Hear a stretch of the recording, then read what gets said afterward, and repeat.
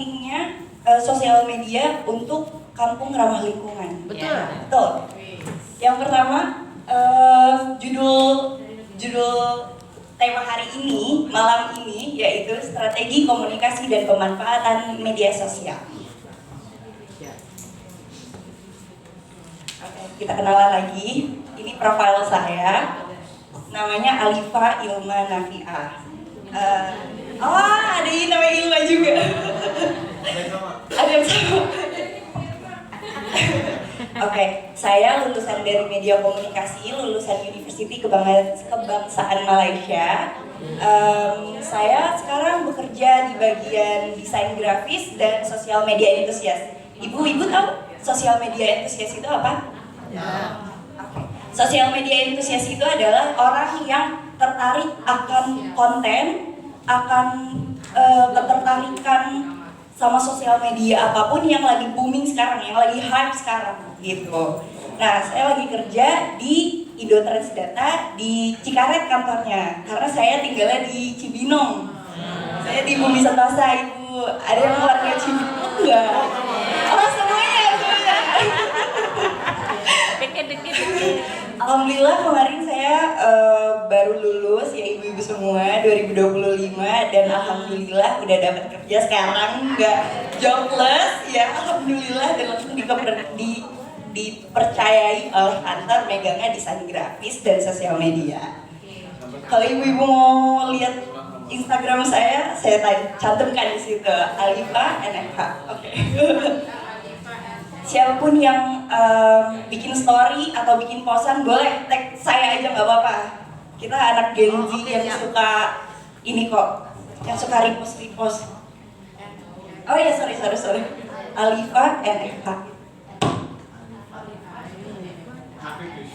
Iya.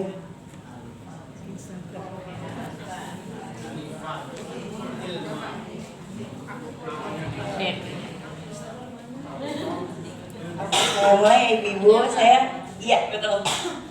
Saya izin buat menyampaikan materi apa yang sedikit saya punya untuk memberi penjelasan ke ibu-ibu semua, ke ibu bapak. Iya nggak apa-apa. Oke, yang pertama saya mau tanya dulu nih ibu dan bapak, apa sih tantangan pengelola lingkungan saat ini? Ibu-ibu sama bapak-bapak kalau lagi punya kegiatan, warga-warga susah diajak kerjasama nggak sih? Ya. Betul kan. Terus habis itu informasi kegiatannya tersebar nggak ke warga? Tersebar. Tapi banyak yang nggak ngerespon. Ya. Oke. Terus grup WhatsApp-nya sepi nggak? Kalau misalkan rame. Tapi yang datang banyak nggak? Oke. Oh, tergantung. Paling tetangga kanan kiri ya? Ya orangnya itu aja. Oh, orangnya itu aja. Terus habis itu setiap kegiatan atau setiap acara yang kampung ramah lingkungan ini buat, apa orang-orang itu aja dan udah terdokumentasi secara baik atau belum? Sewajarnya aja. Sewajarnya aja. Dan itu di-share dalam grup apa Instagram apa? Grup ada, Instagram ada. Oh, oke. Baik, itu bagus berarti. Jadi aktivitas kampung ramah lingkungan biasanya ngapain aja sih? Ini yang sepahaman saya dan saya yang udah baca gitu ya. Yang pertama, pengelolaan sampah, penghijauan, kebersihan lingkungan, dan edukasi warga. Ibu-ibu dan sama bapak-bapak, apakah sudah mengedukasi warga dalam sosial media? Sudah. Responnya apa ibu? B aja.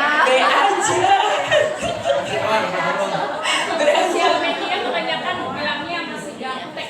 Oh, masih gaptek. Oke, intinya pentingnya ibu-ibu dan bapak-bapak memahami sosial media di era sekarang. Coba di-react kasih jempol doang. Ya,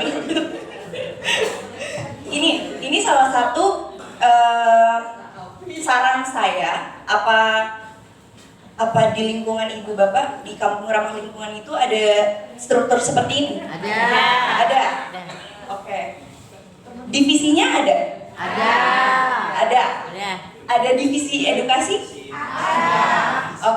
Berarti ini adalah tambahan poin di mana nantinya kalau ada divisi Kalau edukasi kita ada. diberi paham, Kita nggak. diberi saran untuk Di Puri. megang sosial media KRL yang di area itu. Oke. Mengapa sih komunikasi itu penting banget buat nyebarin sesuatu informasi?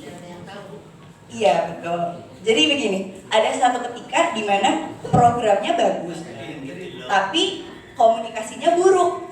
Hasilnya apa? Gas. Nah, betul. Ada satu lagi, kegiatannya sederhana, tapi warga-warganya dan publikasinya bagus. Hasilnya apa? Betul.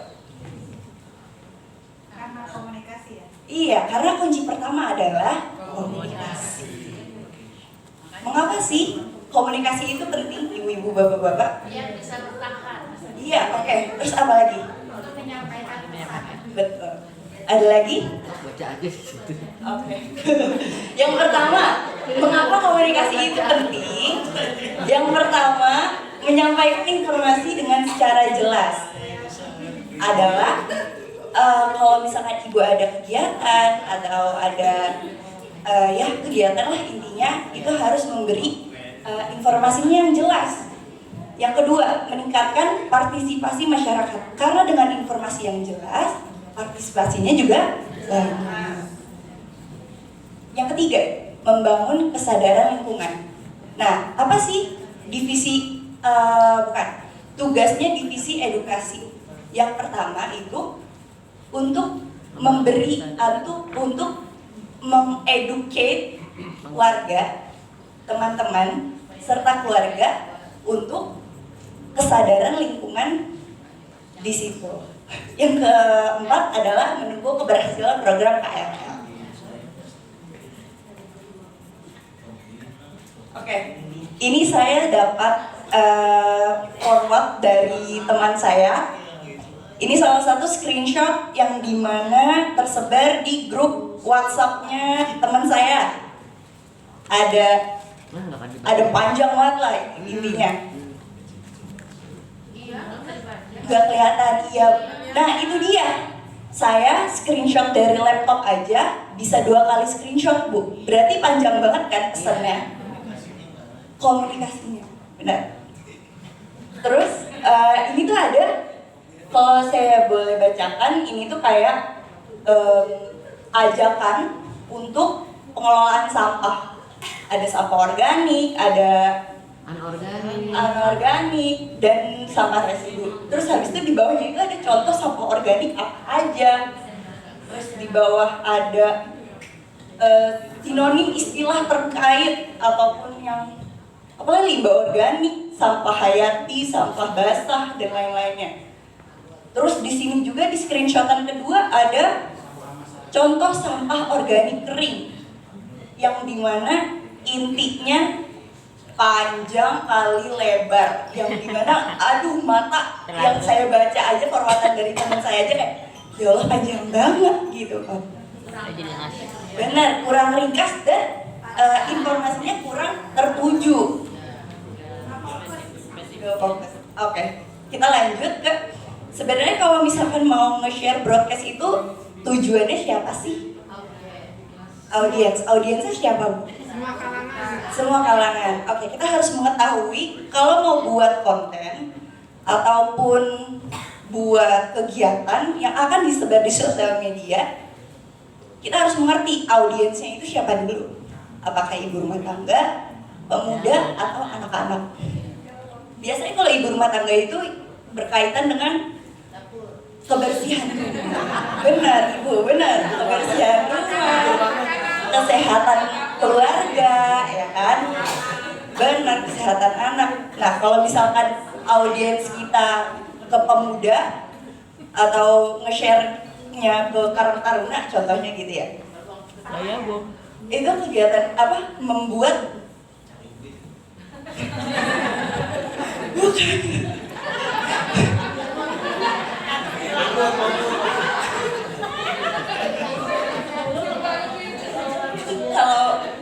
kalau ke pemuda itu biasanya yang lebih menarik komunitas.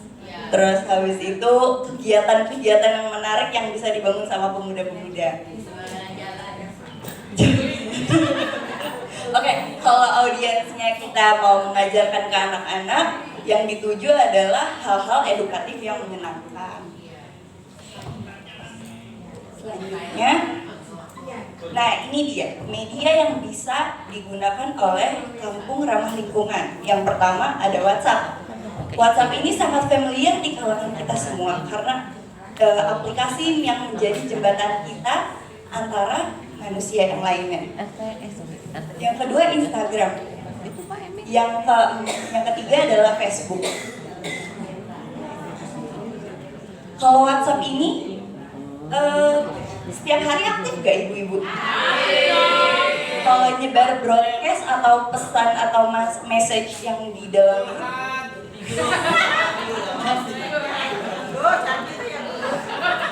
suka dibales gak Bu? Karena saya sendiri yang melakukan, saya nge-share satu info penting di kantor, kadang juga cuma di-react aja jempol gitu kan. Mending lihat Ada pelakunya. Lihat doang, nggak dilihat, di skip. Bisa Oke, kalau di Instagram ini sebenarnya WhatsApp itu bisa media untuk menjadi broadcast, bisa untuk menyampaikan pesan. Dan kalau misalkan untuk Instagram itu bisa buat dokumentasi kegiatan ibu-ibu dan bapak-bapak. Kalau misalkan Facebook, ibu-ibu ada yang main Facebook? Oke. Itu bisa di-share buat video atau gambar, sama aja kayak Instagram. Nah, oke. Prinsip komunikasi lingkungan itu ada di 3S. Yang pertama singkat, yang kedua sederhana, yang ketiga solutif. Yang pertama singkat. Ibu-ibu tadi lihat screenshotan yang saya screenshot? Singkat nggak Bu? Itu swingkat. Swing. Yang kedua sederhana. Dari postingan yang tadi, sederhana nggak sih Bu? Iya. Pasti ibu-ibu juga males kan baca. Saya aja males bacanya. Itu tuh panjang banget dan terlalu panjang. tele-tele. Bertele-tele, bener. Yang tiga solutif. Solusi harus Pemecahan masalah. ya pemecahan masalah. Harus ada solusinya. Begitu. Itu namanya solutif. Bukan solutif. Berikut saran saya untuk konten yang cocok untuk KRL di area ibu semua. Konten yang cocok yang pertama edukasi. Ada pengelolaan sampah, pengomposan, pengurangan plastik, ada dokumentasi kegiatan, inspirasi, dan informasi. Jadi ini tuh kayak segmen Bu, ada beberapa kalau misalkan nanti ibu dan bapak di areanya bikin Instagram untuk kampung ramah lingkungan di area ibu, divisi edukasinya boleh dikasih ini Bu. Maksudnya biar dia ngasih tahu nggak cuma kegiatan aja yang bisa diposting, tapi bisa edukasi, kayak edukasi cara membuat sampah menjadi ini apa gitu kan. Terus habis itu ada tanaman hidroponik itu apa sih gitu contohnya. Itu salah satu edukasi yang bisa menjadi konten di Instagram KRL di area ini semua. Oke, ini dia tools pembuatan konten. Ada dua. Yang pertama itu pemula, beginner, dan ada pro. Untuk yang muda, biasanya kita pakainya Canva. Ada yang tahu Canva? Oke, tahu. Yang kedua ada VN. VN itu untuk edit video. Kalau Canva itu bisa buat edit gambar dan edit video. Tapi lebih banyak edit gambar. Kalau VN itu biasanya video Bu. Dan ada CapCut. Ya sering. Ibu tahu CapCut kan? Ya. Tahu kan? Nah biasanya jadi CapCut itu enggak, ya bener, orang rumah saya juga dibilang capcut bu, capcut gitu. Jadi enggak enggak selamanya CapCut itu cuma buat jedak-jeduk, enggak cuma buat konten-konten yang Status. yang template gitu loh Bu. Kita bisa buat kreasi semenarik mungkin di CapCut. Dan ini ada PixArt. PixArt itu aplikasi udah lama dan cukup mudah, tapi untuk fitur-fiturnya masih bagusan Canva gitu Bu. Jadi saya sarankan untuk edit itu Canva atau CapCut. Kalau Canva buat gambar, kalau CapCut buat video gitu. Capcut. Oke. Publikasi yang efektif di media sosial. Yang pertama, konten yang baik akan lebih efektif jika dibagikan saat audiens sedang aktif. Ibu-ibu tahu jam aktifnya orang-orang megang handphone tuh kapan? Jam 9 pagi. Oke, satu. Habis bisa. Coba kita urutin dari awal banget. Bangun tidur aktif gak Bu megang sosmed? Aktif. Di dapur. Oke, yang kedua jam berapa nih? Jam 9 pagi. Siang. Oke, yang ketiga saya habis maghrib. Yang keempat ada lagi malam begadang Bu. Oke. Saya pegang tasbih. Kalau saya karena sosial media antusias, saya bisa ngebatasin kapan aktifnya dan kapan tahunya orang-orang aktif megang handphone gitu. Yang kedua, tujuannya agar informasi lebih mudah dilihat dan dijangkau masyarakat. Itu dia hal-hal yang penting untuk menyebarkan informasi di media sosial. Ini dia, waktu publikasi ini saya kasih tips dari yang handle sosial media. Iya, ini dia saya kasih tips seperti yang pegang konten kreator di TikTok, di Instagram. Kenapa sih kok followersnya makin banyak, kok viewersnya makin banyak? Ini dia salah satu kuncinya. Nanti ibu-ibu dan bapak-bapak bisa kasih tahu ke yang pegang sosial media nanti. Yang pertama itu di jam 7 sampai jam 9 pagi.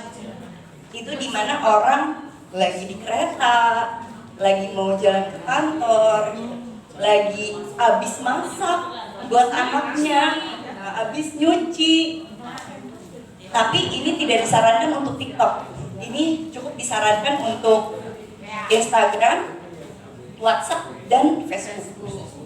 Dan ini paling prime time. Ini yang paling penting dan paling disarankan untuk upload di sosial media, yaitu di jam 12 sampai jam 1. Nah, saya kasih kunci lagi. Setiap hari Jumat di-uploadnya jam 11.30. Insya Allah viewers dan likes-nya banyak. Itu dia. Jam berapa kan? Jam 11.30 karena hari Jumat, karena sholat Jumat. Jadi biasanya kita uploadnya, termasuk saya sendiri, kalau misalkan mau upload konten itu setiap hari Jumat pasti sebelum jam istirahat. Jadi setelah udah mau sholat Jumat nih, udah mau jam 12 upload. Jadi setelah kita upload, orang keluar dari kantor baru, oh ini nih udah ke-upload, udah kebaca di TikTok, udah kebaca di Reels gitu. Dan yang terakhir itu di jam 6 malam sampai jam 9. Ini udah pulang kantor, udah nunggu dari kereta, balik ke rumah. udah leyeh-leyeh mandi, udah jam-jam mau tidur tapi matanya masih seger. Shopee lah, apalah, ganti aplikasi. Nah, ini dia jam 6 sampai jam 9. Tapi yang disarankan adalah jam 12 sampai jam 1. Yang amannya jam 12 sampai jam 1. Ingat ya ibu-ibu, ini sangat krusial. Yang ketiga, ini selanjutnya adalah bagaimana sih cara membuat dokumentasi menjadi menarik. Ini saya ngambil dari salah satu gambar di KRL Sampora. Iya. Ya, ini sebagai contoh aja ya Bu. Yang pertama, kalau misalkan mau bikin konten di Instagram, itu harus ada perbandingannya. Biar kayak orang tuh menarik apa yang ibu telah buat, apa yang udah buat. Jadi ada foto before and after. Kalau anak Gen Z biasanya before and after. Tapi kalau ini ya foto sebelum dan sesudahnya gitu. Yang kedua, foto aktivitas warga. Foto aktivitas warga itu sangat menjadi simbol di salah satu sosial media biar orang-orang tuh tertarik gitu loh sama kegiatan ibu-ibu semua. Contoh, foto aktivitas warga bukan cuma benerin pagar atau apa. Kalau misalkan lagi ada aktivitas makan-makan nggak apa-apa, upload aja. Jadi biar orang tuh melihatnya, oh bukan ngurusin lingkungan aja gitu. Oh ada acara-acara makan juga. Terus abis itu ada foto hasil kegiatannya juga. Terus yang terakhir, hindari foto format terus-menerus. Maksudnya adalah bukan, itu adalah foto formal. Contoh, foto bersama yang pegang spanduk gitu ya, itu terlalu formal dan kayak, aduh ini apa nih gitu kan. Meskipun tujuannya memberitahu kalau ini setelah ada kegiatan ini ada bannernya gitu. Itu terlalu formal sih untuk di zaman sekarang gitu. Nextnya, nah ini dia ada 4 yang menjadi pilar di sosial media. Ada 4. Yang pertama, gunakan visual yang menarik. Yang kedua, tentukan tujuan postingannya untuk siapa. Ketiga, caption. Yang keempat, waktu tepat dan konsisten. Kita bahas yang pertama dulu ya. Gunakan visual yang menarik. Gunakan foto atau video yang jelas, relevan dan menunjukkan aktivitas. Jadi fotonya harus yang menarik. Kalau misalkan mau ngedit, harus ngedit yang menarik. Warnanya jangan hitam terus lah, mentang-mentang sosial medianya di divisi edukasi yang megang Gen Z. Terus anaknya anak metal banget, jadi pengennya semuanya feed di Instagramnya hitam, merah gitu kan. Cari warna-warna yang menarik seperti hijau. Apa sih yang definisi dari warna lingkungan itu? Hijau, kuning, oranye, merah. Terus habis itu editannya juga yang bagus. Nih contoh seperti ini, banner ini kalau misalkan saya lihat ya, hijau semua dan menarik. Ya boleh. Kurang menarik, kurang cerah. Kurang tertarik ini yang kalau malam kelihatannya apa ya gitu ya. Ngantuk. Tapi ini udah bagus. Yang kedua, itu tentukan tujuan postingannya. Memberikan informasi, mengedukasi, mengajak partisipasi, atau mendokumentasi kegiatannya. Jadi seperti yang tadi saya bilang, tujuan postingan ini tuh harus tahu apakah itu segmen edukasi ataukah itu segmen mau kasih tahu itu kegiatan apa ataupun yang lainnya. Yang ketiga adalah caption. Sampaikan informasi dengan bahasa yang mudah dipahami. Ibu-ibu tadi udah lihat kan contohnya, itu sangat panjang dan malas untuk dibaca. Dan terakhir kalau misalkan mau mau di-share di sosial media, termasuk Instagram, TikTok, atau Facebook, dikasih hashtag ya ibu-ibu ya. Karena hashtag itu sangat mempengaruhi orang yang mencari. Contoh, kalau di Facebook saya carinya hashtag jual raket tenis gitu. Hashtag jual sepatu second gitu. Nah, nanti fungsinya kalau dikasih hashtag itu adalah mengumpulkan orang-orang atau algoritma yang orang itu cari. Kayak orang-orang belum tahu nih apa sih KRL itu gitu kan. Karena divisi edukasinya memberikan hashtag di captionnya, itu bisa terus FYP-nya terus menerus konten ibu gitu loh. Iya. Langsung terkonek karena itu satu algoritma. Terus yang terakhir adalah waktu yang tepat dan konsisten. Yang tadi saya kasih tahu ya ibu-ibu, jam berapa aja?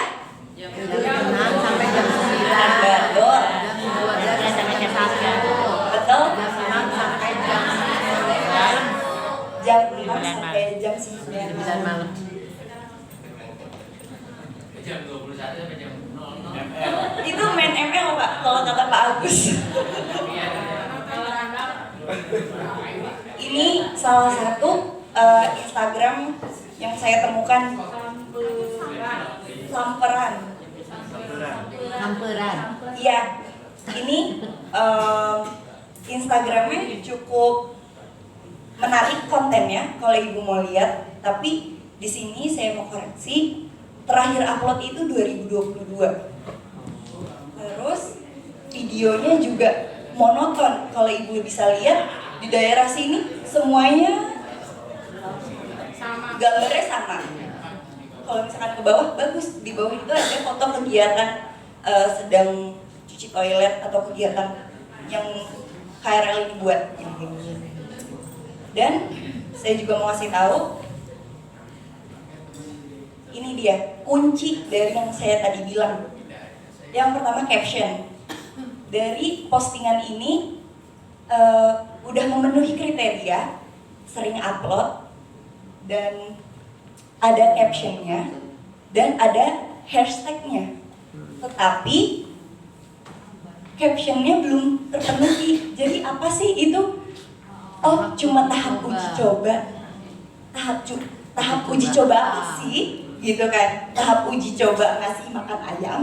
Apa tahap uji coba apa gitu kan? Jadi ini cuma asal upload aja. Yang penting ke-upload dan ke-upload. Biar memori device-nya nggak penuh mungkin ya. Ini udah bagus, udah ada hashtagnya.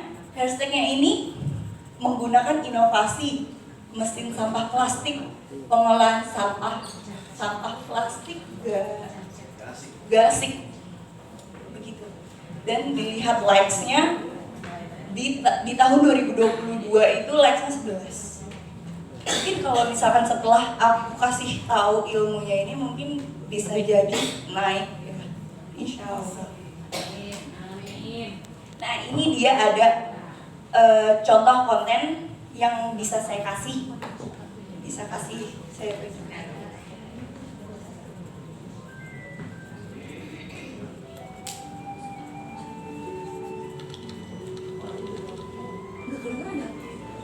Beneran di sini. Beneran kencang.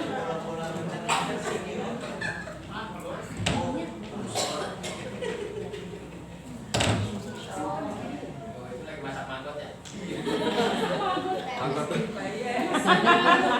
Kayak Cobain. Iya. Ih, serius. bagus juga percaya. Ini nyobain. Enak kan? Rasanya Nah ini dia salah satu contoh konten.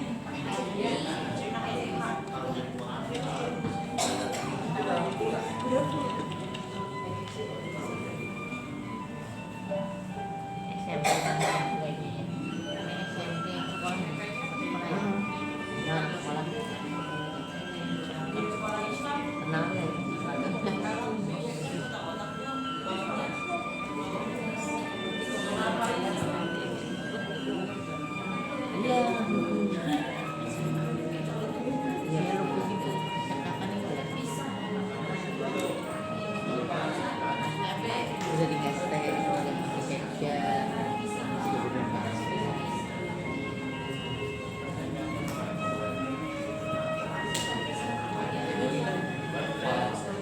Oke, ibu-ibu udah bisa lihat kan?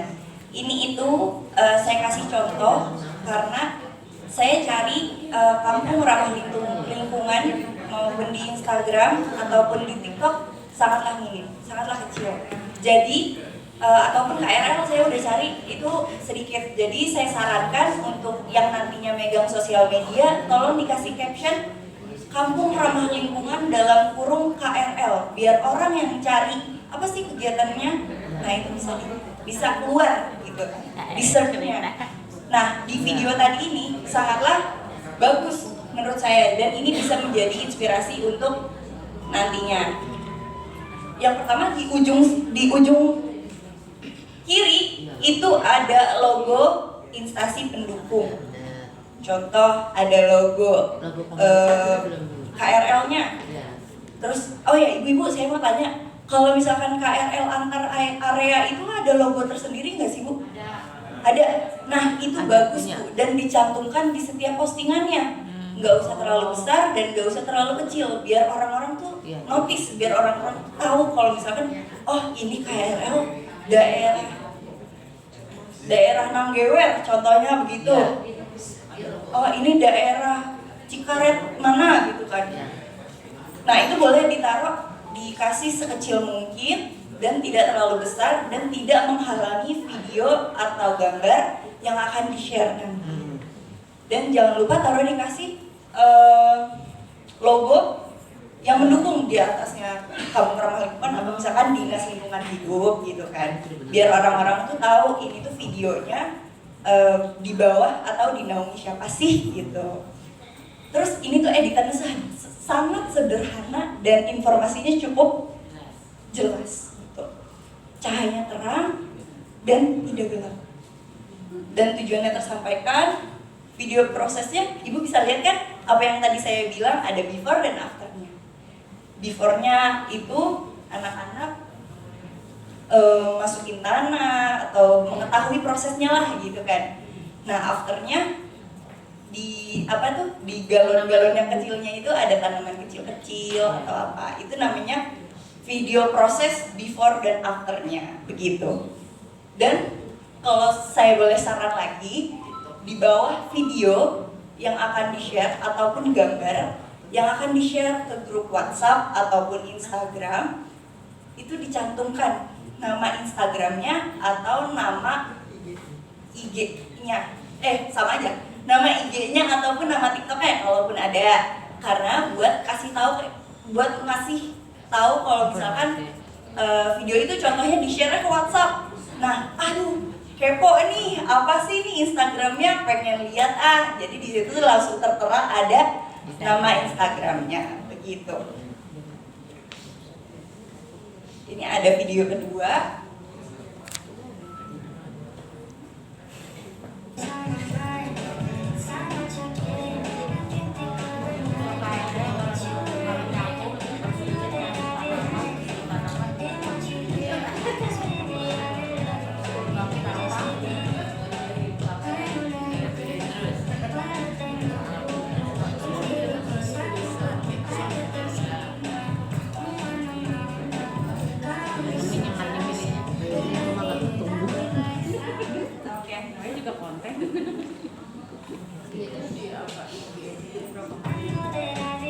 Di video yang kedua ada perbedaannya nggak sama yang pertama sama yang kedua? Apa? Lagu, betul, itu dia. Lagu itu salah satu sumber untuk ketertarikan orang untuk melihat konten kita. Contoh lagunya yang lagi booming apa sih? Kicau Mania, benar. Itu bisa kalau lagu Kicau Mania tergantung edukasinya atau materi yang akan di-share, dimasukkan ke dalam konten tersebut. Contoh kontennya apa, lagunya Kicau Mania. Contoh editannya tentang tumbuhan-tumbuhan, terus lagunya Kicau Mania. Terus nanti ada ibu-ibu pernah melihat kucing yang gini-gini gak? Nah itu boleh dikasih, itu salah satu simbol yang lagi ngetrend sekarang. Biasanya itu muncul aja gitu loh di FYP ataupun di Reels gitu. Terus yang saya maksud nama akun atau identitas sosial media itu kecil aja ibu-ibu, gak usah gede-gede. Nih, kayak kecil aja, gak usah gede-gede. Yang penting orang tuh tahu itu tuh videonya dari mana. Takutnya ada orang yang, oh ini programnya bagus, di RT kita contohnya, terus di-share ke WhatsApp. Nah itu kan bisa jadi daya tarik buat orang yang mengunjungi profil Instagram si KRL area-area itu. Begitu.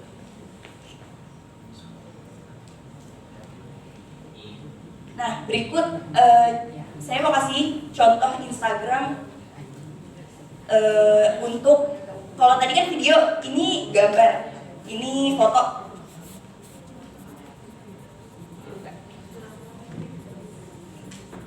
Nah ini dia. Ini saya ambil karena editannya bagus, yang kedua, dan tujuannya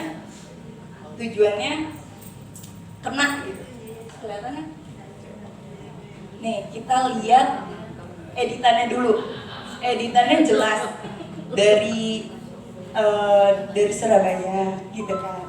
Nanti ibu-ibu sama bapak-bapak bisa nih ngedit yang di atasnya itu dikasih logo gitu kan. Logo areanya mana, dari divisi apa gitu kan. Terus captionnya juga yang menarik gitu. Kerja bakti hari jadi Kota Surabaya dan Hari Pendidikan Angkatan Laut ke-80 tahun 2026. Nanti ibu-ibu bisa coba contohnya kayak gini. Kerja bakti daerah Cibinong, Hari Jadi Kota Bogor dan Hari Pendidikan gitu contoh. Itu menjadi caption, menjadi daya tarik orang dari caption tersebut. Kita lihat lagi di sebelah kanannya ada caption. Nah, ini dia. Caption tidak banyak, memang banyak, tapi gini, kalau misalkan kita share, meskipun banyak tapi intinya ngena, pasti kebaca kan.